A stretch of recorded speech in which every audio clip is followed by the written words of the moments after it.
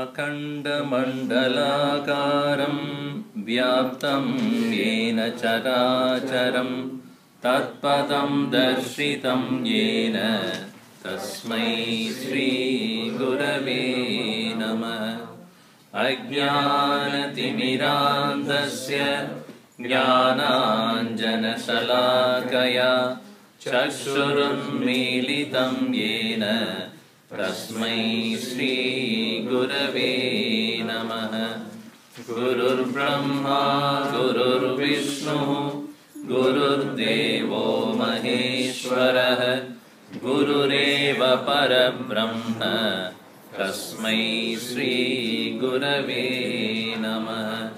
स्थावरं जङ्गमं व्याप्तं यत्किञ्चित् सचराचरं तत्पदं दर्शितं येन तस्मै श्रीगुरवे नमः।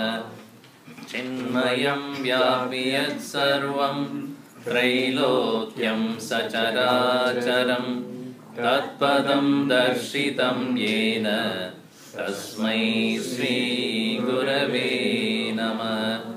सर्वश्रुतिशिरोरत्न विराजितपदाम्बुजः वेदान्ताम्बुजसूर्यो यः तस्मै श्रीगुरवे नमः।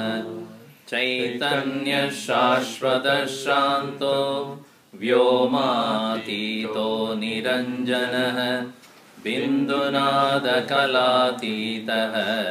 तस्मै श्रीगुरवे नमः। ज्ञानशक्तिसमारूढः तत्त्वमाला विभूषितः भुक्तिमुक्तिप्रदाता च तस्मै श्रीगुरवे नमः। अनेकजन्म सम्प्राप्त कर्मबन्धविदाहिने आत्मज्ञानप्रदानेन तस्मै श्रीगुरवे नमः। शोषणं भवसिन्धोश्च ज्ञापनं सारसम्पदः गुरोपादोदकं सम्यक् तस्मै श्रीगुरवे नमः। न गुरोरधिकं तत्त्वं न गुरोरधिकं तपः तत्त्वज्ञानात् परं नास्ति तस्मै श्रीगुरवे नमः। मन्नाथः श्रीजगन्नाथः मद्गुरुः श्रीजगद्गुरुः मदात्मा सर्वभूतात्मा तस्मै श्रीगुरवे नमः। गुरुरादि अनादिश्च गुरुः परमदैवतं गुरोः परतरं नास्ति तस्मै श्रीगुरवे नमः। त्वमेव माता च पिता त्वमेव बन्धुश्च सखा त्वमेव त्वमेव विद्या द्रविणं त्वमेव सर्वं मम देव देव त्वमेव सर्वं मम देव देव। ब्रह्मानन्दं परमसुखदं केवलं ज्ञानमूर्तिं द्वन्द्वातीतं गगनसदृशं तत्त्वमस्यादिलक्ष्यम् एकं नित्यं विमलमचलं सर्वधी साक्षिभूतं भावातीतं त्रिगुणरहितं सद्गुरुं तं Namami. Chant the 108 names together. Om Ajaya Namaha, Om Avyayaya Namaha, Om Avinashine Namaha, Om Achintyaya Namaha, Om Aprameyaya Namaha, Om Advitiyaya Namaha, Om Aniketaya Namaha, Om अनुशासनप्रियाय नमः। ॐ अन्तःसाक्षिणे नमः। ॐ अन्तर्यामिने नमः। ॐ आनन्दाय नमः। ॐ आत्मस्वरूपाय नमः। ॐ आङ्ग्लभाषाविदुत्तमाय नमः। ॐ ईश्वराय नमः। ॐ उदारहृदयाय नमः। ॐ उत्साहवर्धकाय नमः। ॐ एकस्मै नमः। ॐ ओङ्कारविदे नमः। ॐ करुणासागराय नमः। ॐ कर्मपरायणाय नमः। ॐ कालातीताय नमः। ॐ कैवल्यस्वरूपाय नमः। ॐ कृतात्मने नमः। ॐ कृतकृत्याय नमः। ॐ गीताज्ञानयज्ञप्रचारकाय नमः। ॐ गुरवे नमः। ॐ गुणातीताय नमः। ॐ ग्रन्थकृते नमः। ॐ चिन्मयाय नमः। ॐ छिन्नसंशयाय नमः। ॐ जगदात्मने नमः। ॐ जगत्साक्षिणे नमः। ॐ जनप्रियाय नमः। ॐ जितेन्द्रियाय नमः। ॐ जीवब्रह्मैक्यविदे नमः। ॐ जीवन्मुक्ताय नमः। ॐ जीर्णमन्दिरोद्धारकाय नमः। ॐ तपोवनशिष्याय नमः। ॐ तपस्विने नमः। ॐ तापनाशनाय नमः। ॐ तीर्थस्वरूपाय नमः। ॐ तेजस्विने नमः। ॐ देहातीताय नमः। ॐ द्वन्द्वातीताय नमः। ॐ दृढनिश्चयाय नमः। ॐ धर्मसंस्थापकाय नमः। ॐ धीमते नमः। ॐ धीराय नमः। ॐ धैर्यप्रदाय नमः। ॐ नारायणाय नमः। ॐ निजानन्दाय नमः। ॐ निरपेक्षाय नमः। ॐ निःस्पृहाय नमः। ॐ निरुपमाय नमः। ॐ निर्विकल्पाय नमः। ॐ नित्याय नमः। ॐ निरञ्जनाय नमः। ॐ परमाय नमः। ॐ परब्रह्मणे नमः। ॐ पावनाय नमः। ॐ पावकाय नमः। ॐ पुरुषोत्तमाय नमः। ॐ प्रसन्नात्मने नमः। ॐ फलासक्तिरहिताय नमः। ॐ बहुभक्ताय नमः। ॐ बन्धमोचकाय नमः। ॐ ब्रह्मनिष्ठाय नमः। ॐ ब्रह्मपराय नमः। ॐ भयनाशनाय नमः। ॐ भारतगौरवाय नमः। ॐ भूम्ने नमः। ॐ महावाक्योपदेशकाय नमः। ॐ महर्षये नमः। ॐ मधुरस्वभावाय नमः। ॐ मनोहराय नमः। ॐ महात्मने नमः। ॐ मेधाविने नमः। ॐ यदात्मने नमः। ॐ यज्ञकृते नमः। ॐ लोकप्रसिद्धाय नमः। ॐ वाग्मिने नमः। ॐ विभवे नमः। ॐ विनोदप्रियाय नमः।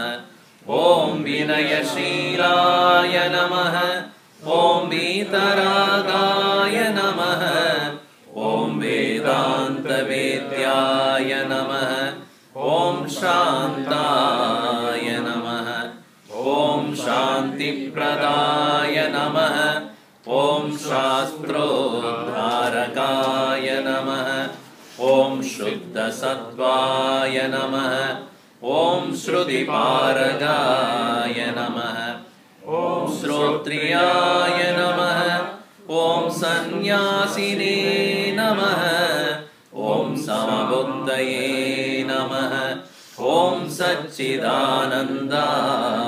नमः ॐ सर्वहितचिन्तकाय नमः ॐ सत्यसङ्कल्पाय नमः ॐ सन्तुष्टाय नमः ॐ साधवे नमः ॐ सुमनसे नमः ॐ सुहृदे नमः ॐ स्वयं ज्योतिषे नमः ॐ स्थितप्रज्ञाय नमः ॐ क्षमाशीलाय नमः ॐ ज्ञानमूर्तये नमः ॐ ज्ञानयोगिने नमः ॐ ज्ञानतृप्ताय नमः ॐ नित्यशुद्धबुद्धमुक्तस्वरूपाय नमः ॐ नित्यशुद्धबुद्धमुक्तस्वरूपाय नमः ॐ नित्यशुद्धबुद्धमुक्तस्वरूपाय नमः ॐ श्री चिन्मय सद्गुरवे नमः ॐ श्री चिन्मय सद्गुरवे नमः।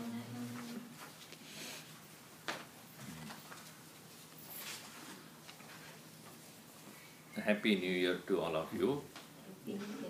This is the first satsang we have on the New Year.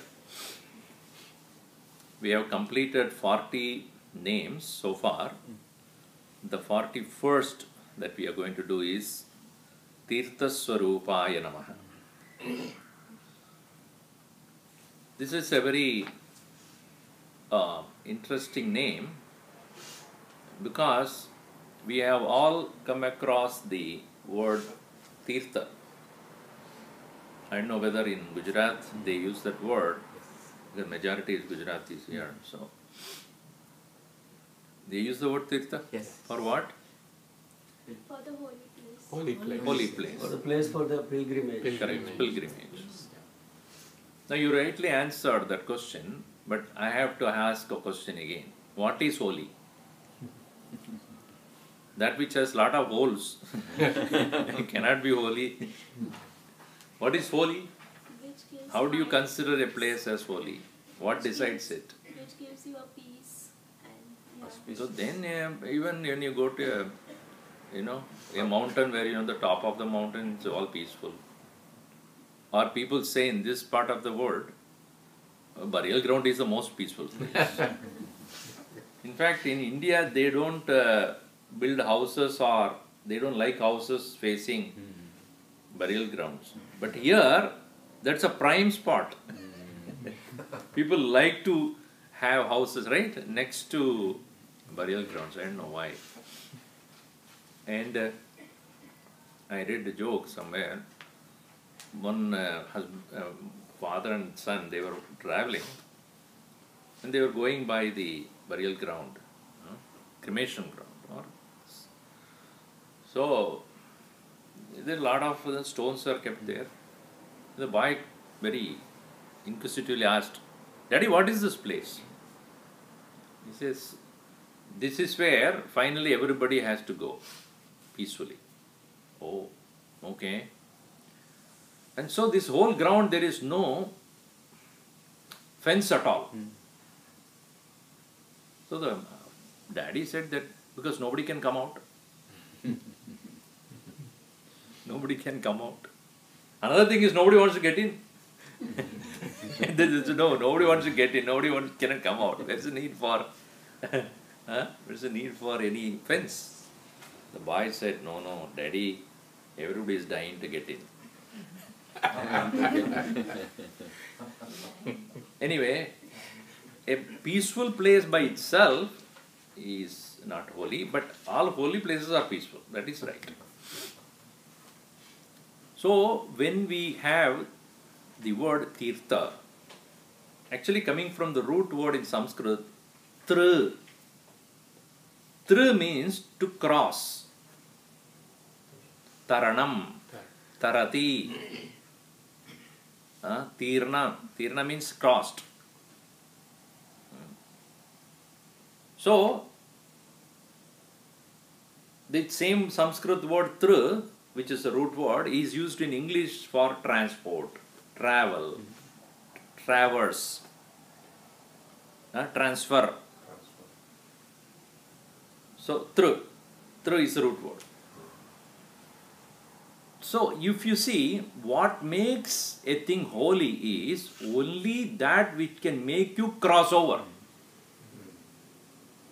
Even in the Semitic religious concept of crossover, there is a particular religious observance is there, crossover.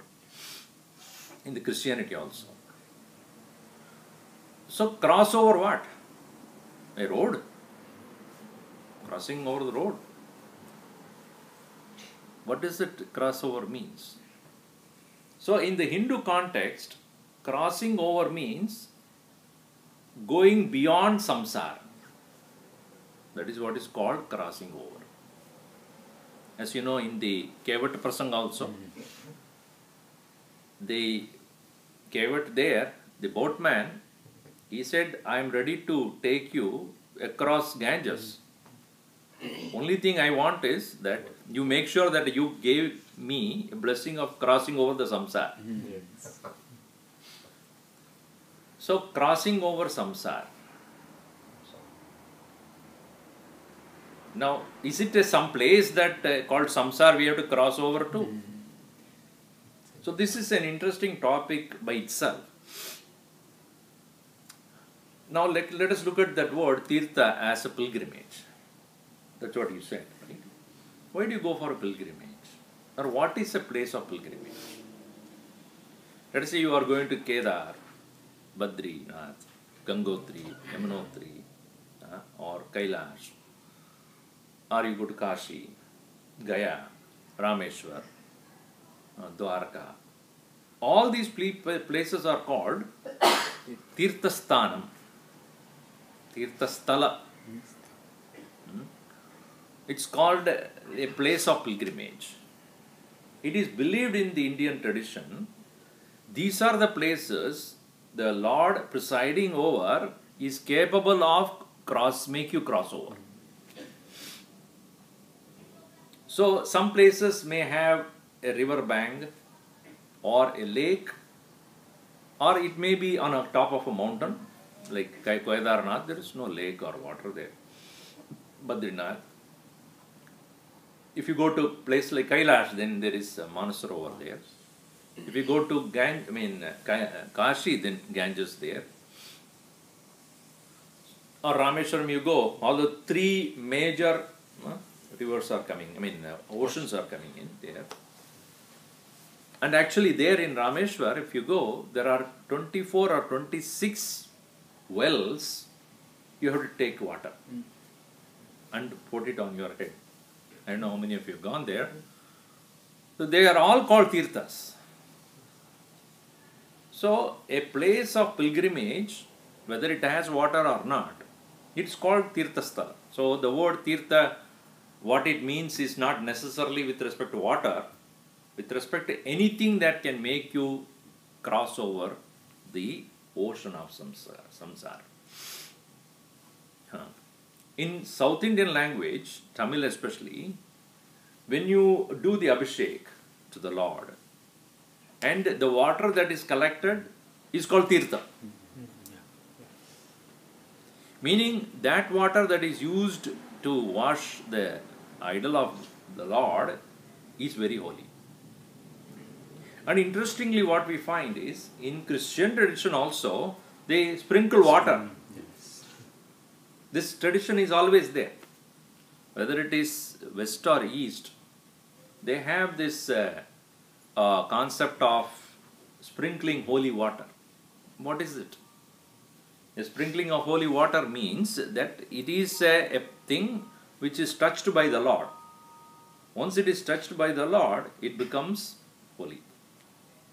Like even the water or milk, even when the milk is used for washing the Lord's form, or even padakas when we wash or do abhishekam with the milk, that milk is called Teertha. So, but Teertha does not necessarily mean only water. It can be milk. The meaning of that is holy. Anything holy is called Teertha. So therefore, people who are at the last stage of life, they go for Teertha Atanam. Atanam means to roam around or to travel. Teertha Atana, it's called. Pilgrimage. Now, let us come back to the point of holy again. So, you understood what the Teertha word means. What is holy? Holy is that where the impurities are removed. Holy is that where the impurities are removed. For the impurities are always alien to anything.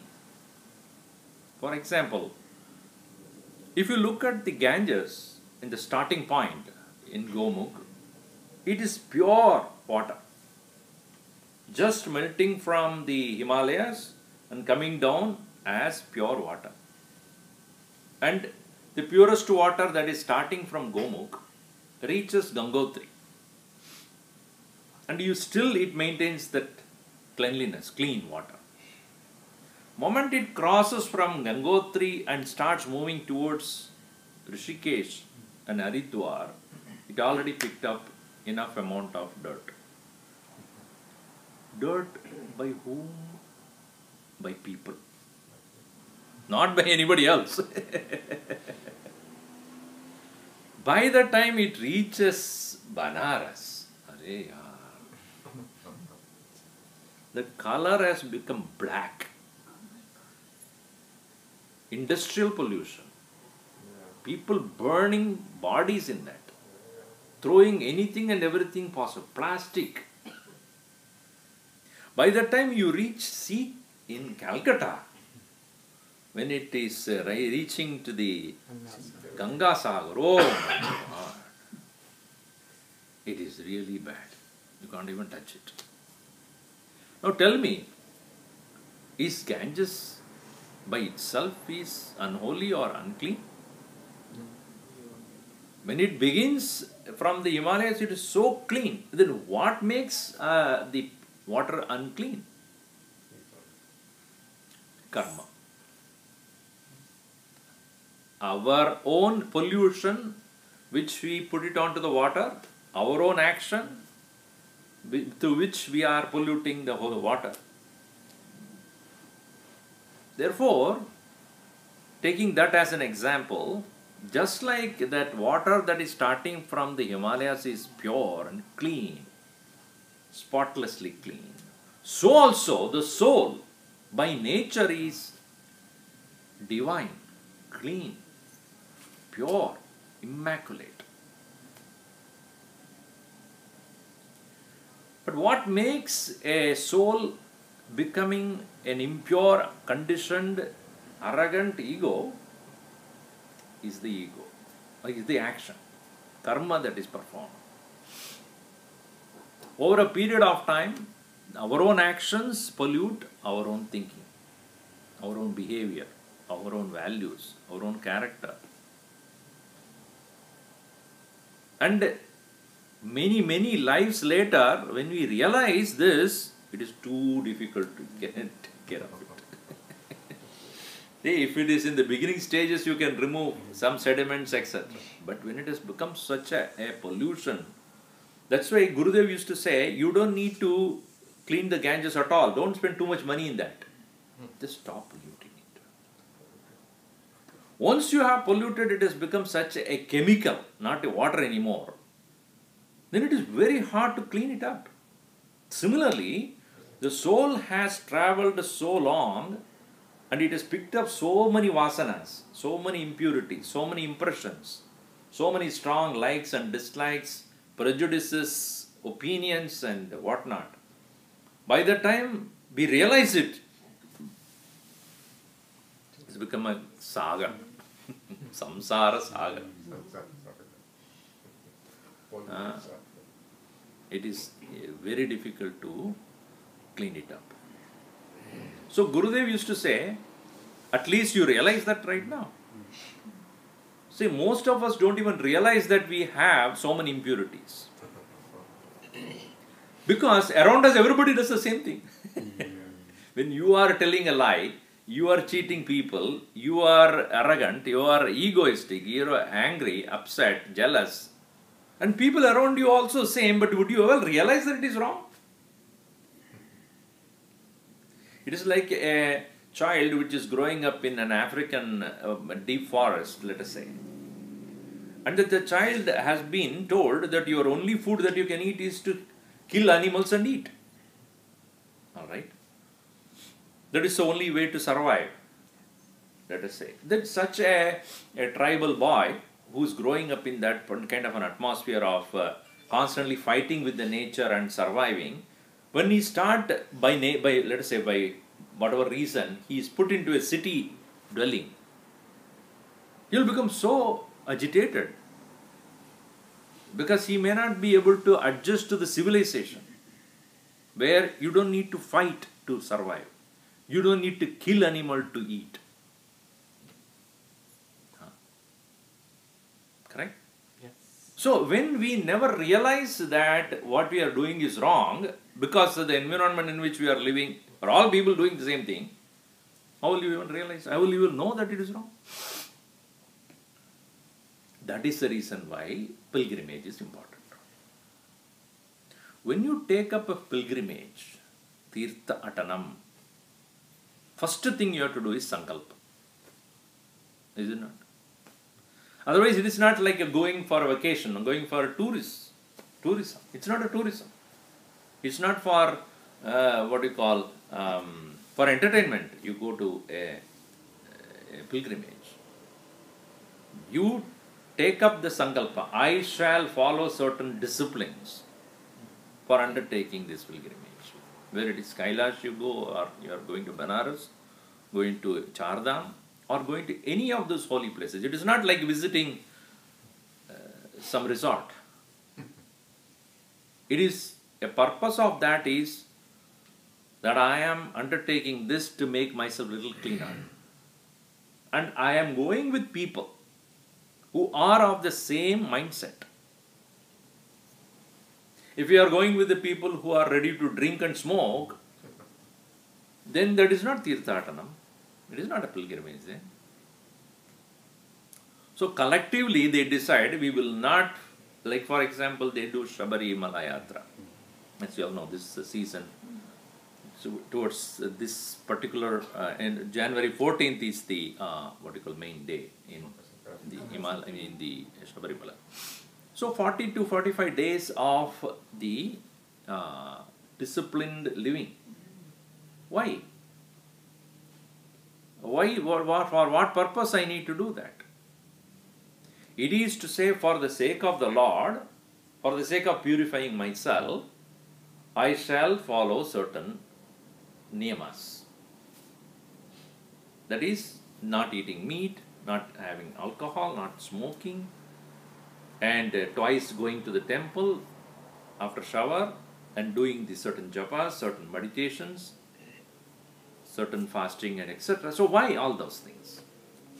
So that is, and as a collectively, as a group, when you do it, it has a greater momentum. And so you are coming out of your usual environment of living, usual style of living, to a different lifestyle, a different set of people. And their influence will be there on you. Collectively, you know, January 1st, everyone takes some amount of, what do you call that? Huh? A resolution. It's become a revolution and then dissolution. First few days it happens, afterwards it's gone. So because with the environment or the people around around us do not encourage it. So instead of doing your exercise in your own room, you go to a gym, you better do it better. Why? Because everybody is doing the same thing. Or you go to yoga studio and then you see everybody is more flexible than you, you feel so bad. So I think I should also do it. But the trainer says, yeah, they also came like you only. After a few months, you can also be like them, you can also bend like them. So you are able to overcome the lethargy and other things. So a Teertha Atanam or pilgrimage is meant for overcoming the impurities that we have already gathered and picked up over many lives. If we have picked up many lives of such impurities, do you think it will go in one day? Or 2 days? Or few? It will take lives again. And we must have the patience, we must have the sustained interest and enthusiasm to go through that process. We may easily give up because the number of people who are in the path are very less. Manushyanam sahasreshu kaschit yadasyate. Among thousands of people, only few people even recognize that this is to be done. Yatadama visiddhanam kaschin mam veti tatvada. Only few then realize, know it. So, Teertha meaning crossing over our own impurities. That is the samsara. Samsara sagar is not some ocean where we have to go and cross. Samsara is our vasanas. So much of, likes and dislikes and so much very strong desires that we have.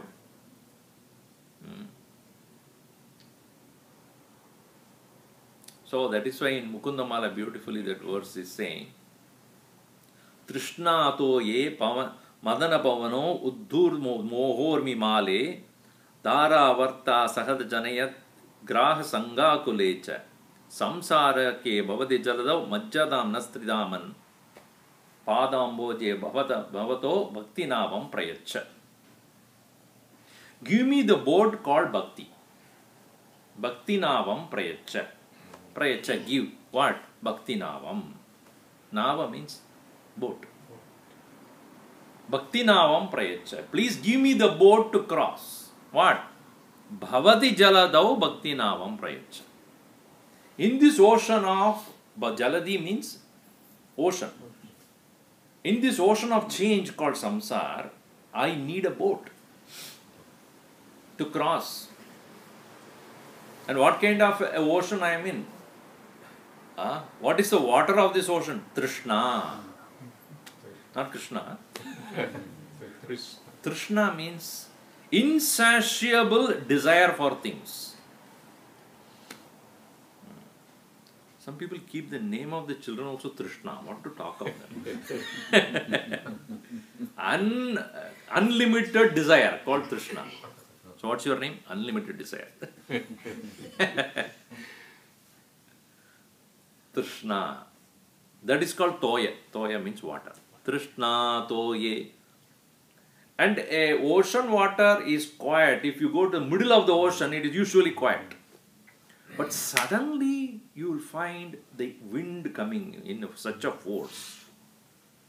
And once the wind touches the water, it becomes waves. The wind comes and then starts spreading over the water, and the water starts getting disturbed, and the disturbed water over a period of time picks up the momentum. And if you look at an ocean, you will realize that slowly it picks up the momentum, a little small waves, and by the time it reaches the shore, it becomes such a huge Urmimala, chain of waves. So what is that which makes, what is the wind that makes this water called desire have a momentum? Mada, pride. Madana Pavan. Trishna to ye madana pavano uddhurda mohormimale. And what is this chain of waves? Moha. Delusion. Delusion means what I desire becomes so preoccupied in my mind, I cannot think of anything else. Isn't it? Moha is where I cannot even question it. I become so completely lost in that. So the desire, which is in the form of water, picked up a momentum with the help of the wind called pride or ego, and it becomes the waves of delusion. And because of which one has caught up in the worldly pool. Taravarta. Of course, the poet there says, one's own consort is called the whirlpool. Wife or husband, whomever you take, companion. Nowadays, companion need not be man or woman. Man also can have a man as companion, woman also can have a man as companion. That's also possible. Tara avarta. Avarta means whirlpool. Sahaja tanaya. Sahaja means one who is born together, so brother. Tanaya, son, etc. Or Graha Sangha Kulej. They are called sharks. Sharks means what? Seeking your attention all the time. Is it not true? You have to take care of them. You have to make sure that they are happy. You have to make sure that their needs are fulfilled. Son or daughter, whatever. Taravarte sahajatanayat graha sangha kulecha samsarakye mahadijaradao majjadam. We have already got sunk into this samsara. Naha Tridaman, oh, the one who is the Lord of the three worlds, please give us the boat of devotion with which we may please cross this. So this is our own karma which we have done so many lives, which has made our soul unholy. Now, when did it begin? You can never answer that question. Definitely I cannot answer that question. Because our Gurudev used to say, does time has a beginning? Think about it. What is the beginning of time? And what was there before? Can the time have a beginning? For example, can space have a beginning? Nowadays we are calculating anything in terms of where is your home? 15 minutes from here. What are you talking about? Are you talking about space or time? It's relative. So 15 minutes drive. 15 minutes drive means how much space? 15 miles. So when it's a traffic, then same 15 miles will becomes what? 30 minutes drive. If you start the car at 6 o'clock, it will take 30 minutes. If you start at 4 o'clock, it will take 15 minutes. Now, leaving aside that our usage nowadays, what is the beginning of space? What is the beginning of time? As much as we cannot comprehend the beginning of space and time, so also you cannot comprehend the beginning of the soul.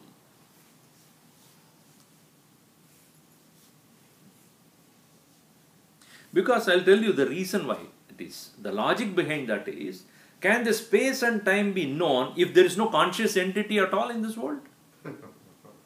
Think about it. If there is no conscious living being, is there time? Is there time? Who is aware of this time? See, that's why when you have a jet lag, etc., you wake up. Is it day or night? I don't know. You open the windows and see. You don't become aware of time when you are asleep. So who is conscious of time? So soul has to be there even before the time starts. Correct or not? Yes.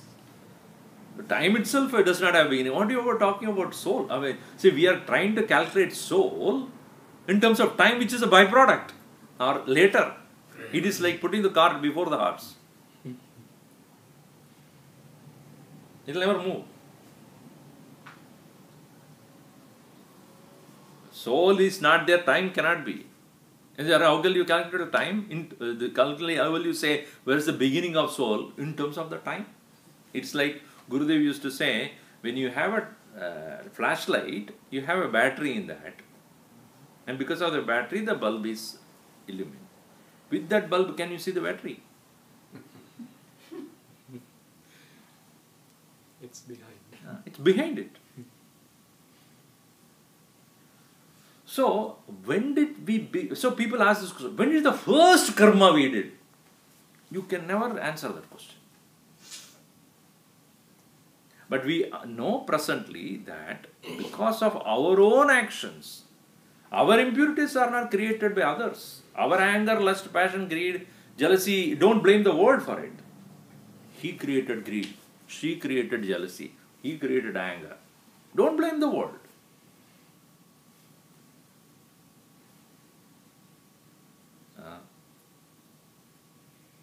If somebody says something, and if I don't even care about that person, what he or she says, do I get angry at all? How does it matter to me?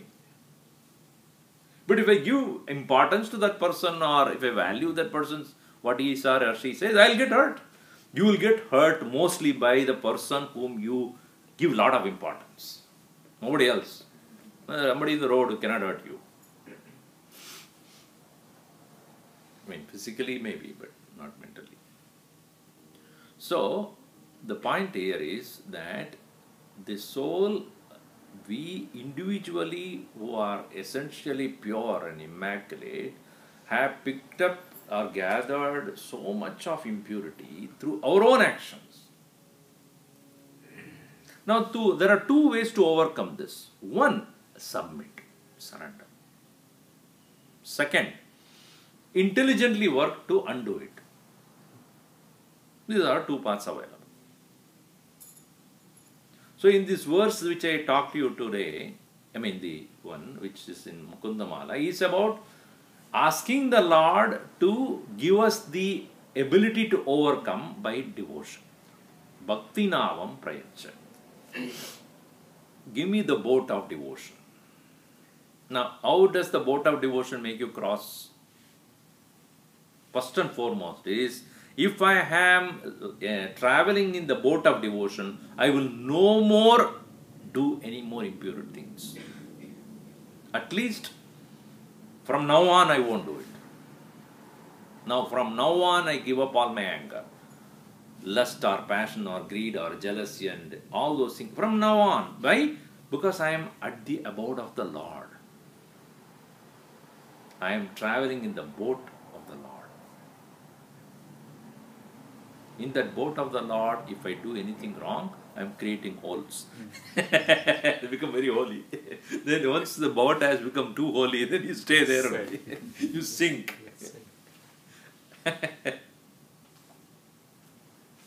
Okay. Second thing is, the same boat, when you are traveling in the boat, the water doesn't affect you. Is that not true? You can float, but you won't sink. You are saved, you are protected. So, Bhagavan Nama, Bhagavad Bhakti will help you to face the results of the past impurities, past actions, without you getting disturbed by that. Still, because you are in the boat, you are saved, but not moving. Your momentum will happen only when you increase the love for the Lord. You keep moving. So, devotion helps you to withstand the effect of the impurities you already gathered. Secondly, it will because you are living in the boat of the Lord, you no more perform anything that is impure. With the increased devotion, you overcome the effect of the past. And you can overcome, meaning you weaken the effect of anger, lust, passion, greed, jealousy. That's why in Bhaja Govindam it is said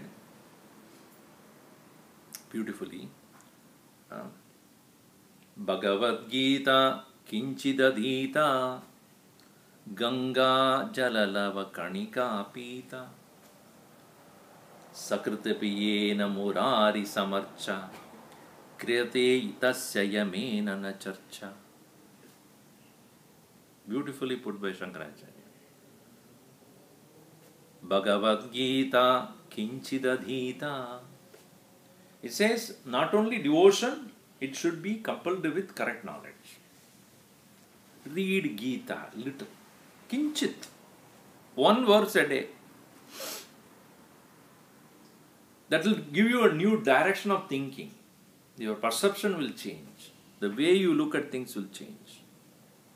It is like your child is going to school and spending 8 to 9 hours. What do you expect the child to be at the end of the day? Have learned something. What do you mean by learning something? That boy or the girl who has thus gone to the school for 8 hours of sitting and learning there changes the way he thinks. Is it not true? I mean, supposed to. The fellow who does not even speak or does not know A, B, C, D, at the end of first grade or so, will be able to open the book and read it. He has gained a new skill of ability to comprehend. We make a statement by its own, not just reading. Then converse with others. So in the same way as a language is learned as a skill to converse or read and comprehend, so also other aspects about history, about geography, about social sciences, about math, about science. Slowly by 10th grade or so, the boy or the girl would be able to look at things and understand independently, or at least have the curiosity to know. This is not true. In the same way, study of Bhagavad Gita or Upanishad or any one of them gives you new direction of thinking. It is much more powerful than science or math or English or any other subject, because this is about you. So as we read, we start understanding ourselves more and more deeply. It's not about somebody else. I come to know who I am in a different mindset and different level. And that's why Shankaracharya says, don't take too much. Kinchit. In small doses. Daily, small doses you read Gita. Bhagavad Gita, kinchitadita. And if you are thus going to a pilgrimage or in Ganga Jalalava Kanika Pita. Ganga Jal is considered as the holiest of the holy water, coming from the feet of Lord Vishnu, from the head of Bhagavan Shiva. Considered as the one which can help you overcome your effect of karma. Then he says, so one is jnanam first, second is karma, and third is bhakti. He says, sakritapi, even at one small time, ena murari samarcha, doing a puja for Murari, Krishna. If you do these three, jnana, karma, bhakti, then Lord Yama cannot touch you. He will have no issues with you. Kurute tasya yamena na charcha. No charcha by Yama. Meaning, he knows that you are a holiest person and he will treat you with great respect. Bhagavan ki Bhagavad Bhakta hai, and he has done the study, he has done the puja, upasana, He has already overcome his karmas, so he is a person to be respected. So Yama would be respectfully tell Bhagavan, Aap aaye. Otherwise he'll catch you by the neck and take you. And you would feel like leaving also. But if you have done these adjustments in your life, then you yourself are ready. You will be facing Yama. Yes, let's go. Because I am going to a place where I am not going to come back. So others are afraid to leave and wanting to come back, if at all they leave. And here is a person who has thus overcome his own impurities. He is ready to leave and he knows that he won't come back. He does not need to come back. Chalo, I am ready to go. Smilingly. Kurute yastasya yamenana charcha. No charcha, no argumentation. So therefore, one who has thus purified himself through the right thinking, right karma and devotion to the Lord is Teertha-swaroopaaya. A person of holy nature. That's why Mahatmas, like our Gurudev, they are worshipped, adored, respected, not for, any physical appearance of that person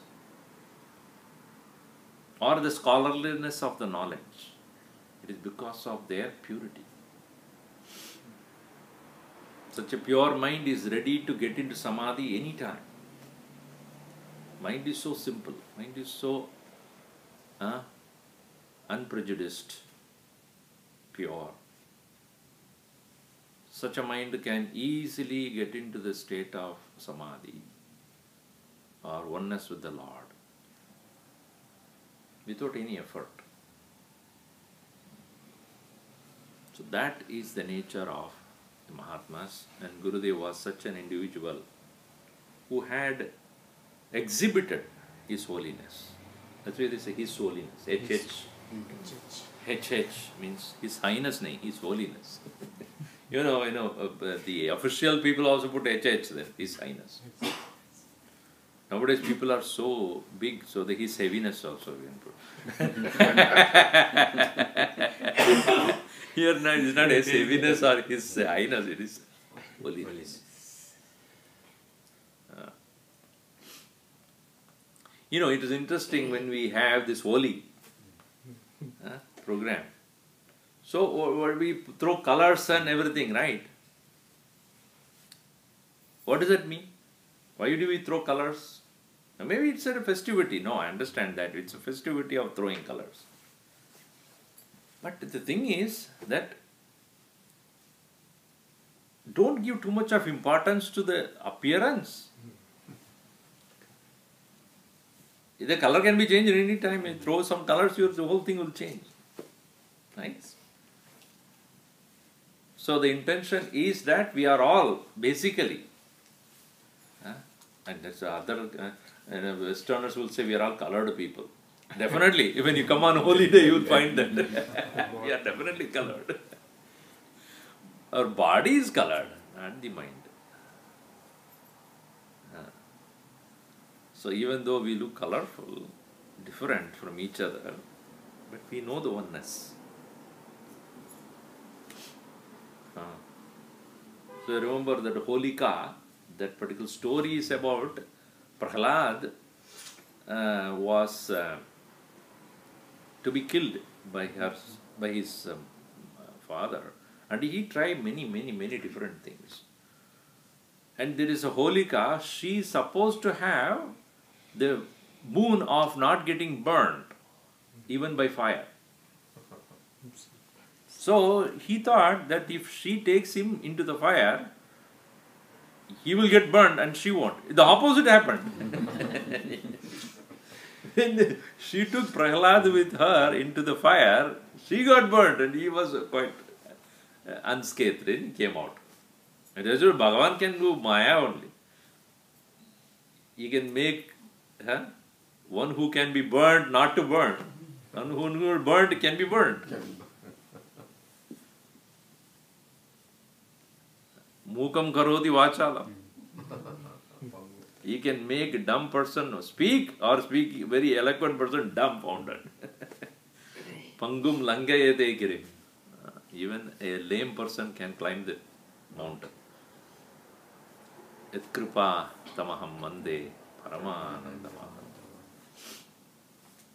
So, in a Teertha, magic may happen. One can overcome. See, we can see when you go to places which are pilgrimage centers in India, you will find innocent, uneducated people, so much of faith with which they do things. And we who are so-called university-educated continental idiots, we lack so much of faith.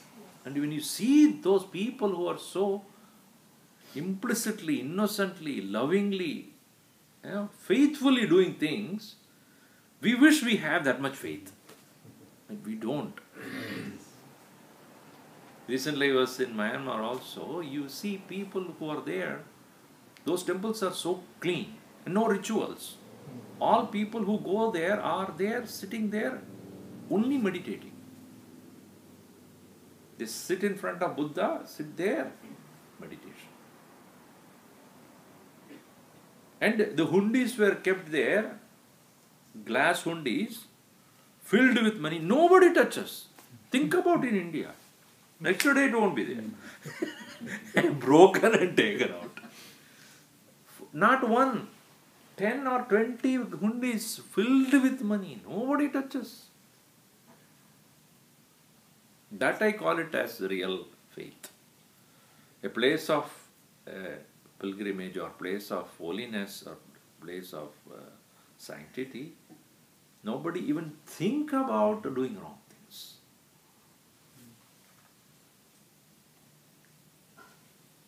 We go there and then leave our slippers, and then there's a volunteer sitting there taking care of the slippers. You won't ask for money. No. Nobody asks for money anywhere.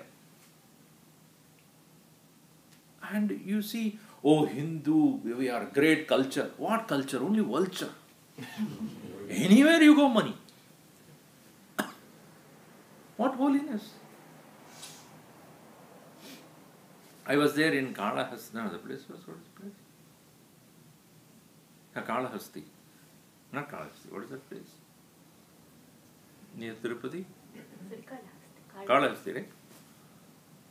It's supposed to be a place where the Ketu dosha will be removed when you do puja there. Outer prahar you do, it is $200, 200 rupees.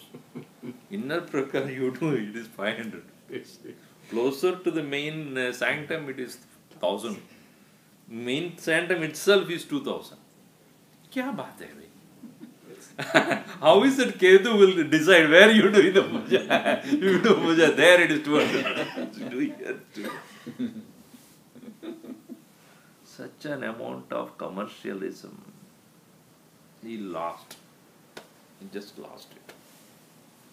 That's why you have to go to other places to see how really what a holy place is.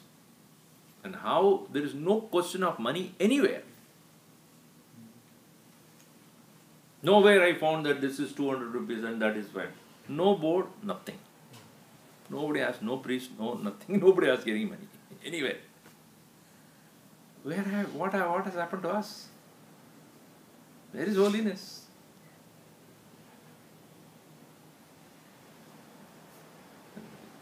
Right? So, we must recognize that heart should be pure. Heart should be clean.